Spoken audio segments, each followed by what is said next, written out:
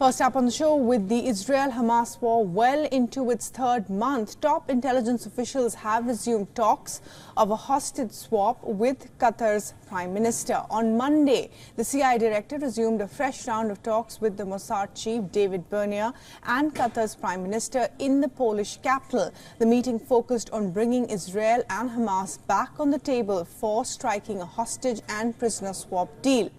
While efforts to resume talks are on, a top Hamas leader has once again emphasized that while the group is open to talks, no hostage will be released until Israel stops bombing Gaza.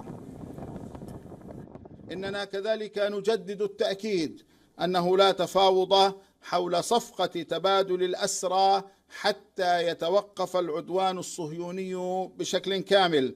وفي المقابل إننا منفتحون أمام أي مبادرة تهدف إلى وقف هذا العدوان تصلنا من الإخوة الأشقاء في قطر ومصر، وسنتعامل معها بما يتوافق مع صمود وتضحيات شعبنا ورؤية مقاومتنا ومشروعنا الوطني الفلسطيني.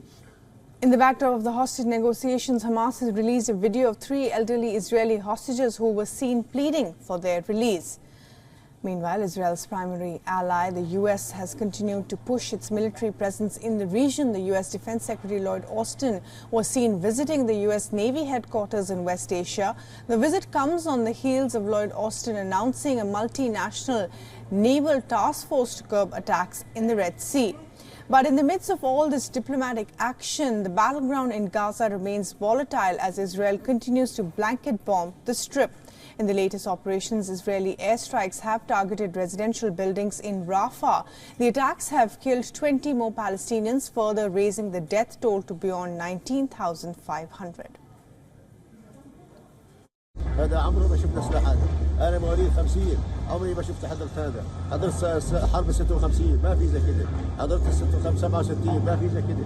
هذا عمل عمرنا ما شفناه. هذا عمل بربري. أكبر إجرام هذا دولة إسرائيل. The escalating attacks by Israeli forces have triggered a wave of concern globally as the humanitarian crisis in Gaza continues to worsen by the day. Global organizations like the WHO and World Food Programme have time and again raised an alarm over the homelessness and hunger induced by large-scale devastation in Gaza. Turkey continues to extend support to Gaza as it brings in 102 more critically ill and wounded patients from the war-torn enclave. Turkey has been treating terminally ill cancer patients from Gaza and consistently is flying in critical patients ever since the health infrastructure in Gaza has collapsed under Israeli strikes. And for more details on this, our correspondent Jody Cohen has sent us this report from Israel. Take a look. 129 hostages remaining in Gaza, 20 of whom have been killed by Hamas in captivity. And Hamas in the latest has released that video of 3 of the elderly hostages. The IDF spokesperson Daniel Hagari has said that that shows the cruelty of Hamas against the elderly innocent civilians who need medical attention, and said that Israel is doing all it can to bring all of the hostages home and that the world must work to allow medical aid and visits to those hostages remaining.